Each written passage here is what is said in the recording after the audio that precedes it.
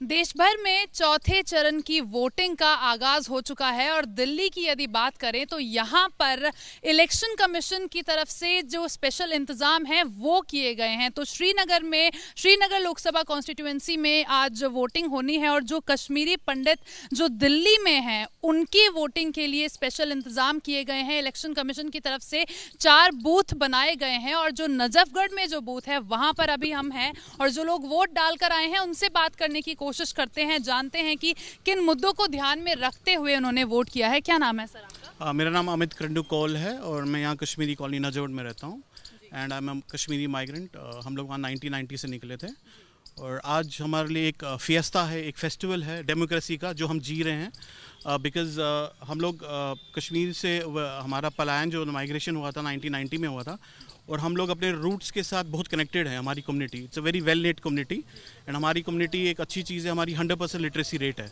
तो इस literacy rate को मद्देनज़र रखते हुए और हमारे रूट्स को देखते हुए हम इस डेमोक्रेसी के पर्व को बहुत अच्छे से मनाते हैं। और आज हम बहुत शुक्रिया करना चाहते हैं इलेक्शन कमीशन ऑफ इंडिया को, जम्मू कश्मीर रेजिडेंट कमिश्नर को और आप जैसे मीडिया साथियों को जो हमारी आवाज़ पूरे देश भर में ले जाती है।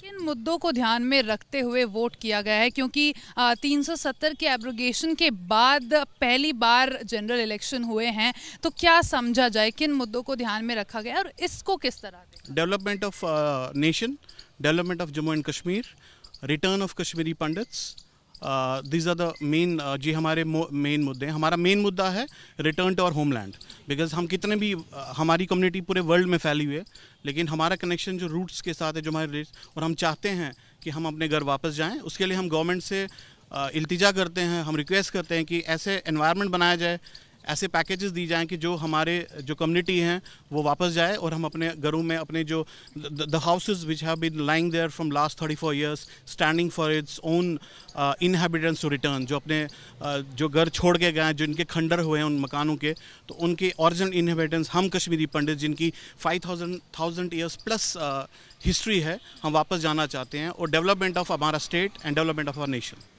बहुत शुक्रिया आपका हमसे बात करने के लिए। आपका क्या नाम है? मेरा नाम सुशील बजाज है। सुशील जी, आपने किन मुद्दों को ध्यान में रखते हुए वोट किया? देखिए, मुद्दे तो जो भाई साहब ने बताए हैं वही हैं हमारे भी मुद्दे, कि हमें एक तो भारत देश की उन्नति चाहिए और उसके साथ साथ हमें जो जम्मू कश्मीर की उन्नति भी उतनी ही अहम है जितनी भारत देश की उन्नति है। और सबसे पहला जो कदम हमारे इस सरकार ने, मौजूदा सरकार ने जो लिया है धारा 370 हटा के, वो एक अहम मुद्दा है। वो एक अहम उन्होंने एक फैसला लेके ये मौजूदा सरकार ने जो उठाया था वो एक अच्छा गेस्चर था हम कश्मीरी पंडितों के लिए, जिसके और बहुत सारी चीज़ें हैं। जैसे कि उन्होंने बताया घर वापसी, तो हमें हमारी जो पुराने जो घर वहाँ पड़े हुए हैं वहाँ जाने का हमारी जो दिली इच्छा है वो तो है ही, ताकि हम वहाँ जाएं, हमारा वहाँ कनेक्शन रहे। बिल्कुल जो सर ने कहा वैसा ही है।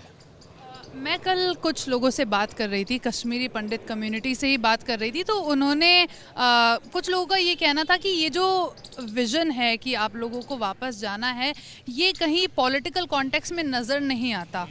तो क्या आपको उम्मीद है किसी पर्टिकुलर दल से कि हाँ वो इस बात को सोचेंगे या इसके लिए कोई कदम उठाया जाएगा? देखिए, अगर हम ये वोट डाल रहे हैं, ये टू बी वेरी ऑनेस्ट ज़्यादा पॉलिटिकल इंक्लेशन की वजह से नहीं है, हमको अपना घर वापस जाना है। Agony can be felt only with the person who has gone through this. दर्द वही समझ सकता है जो इस दौर से गुजरा है। हम गुजरे हैं, 34 साल पहले हमें अपने घर छोड़ के भागना पड़ा just because for the nation, for the flag. हम लोगों ने सब कुछ छोड़ दिया। अपने 5-5 फ्लोर के घर होते हैं कश्मीर में और कश्मीरी पंडित कम्युनिटी बहुत सेटल कम्युनिटी है कश्मीर में थी। हम लोगों ने सिर्फ अगर अपना घर छोड़ा वो इसलिए छोड़ा, हम अपने फ्लैग के लिए छोड़ा है, अपनी इज्जत के लिए छोड़ा है, वरना हम नहीं छोड़ते। हम अपने सेटल थे वहाँ पे, हम क्यों छोड़ते? हमारा एक ही मुद्दा है कि हमारी सिक्योरिटी, स्टेबिलिटी और हमारा रिटर्न टू होमलैंड। एंड जिस मेंबर पार्लियामेंट को हम वोट देंगे, जिस पार्टी को हम वोट देंगे, he should give his best for the development of J&K state and for the country.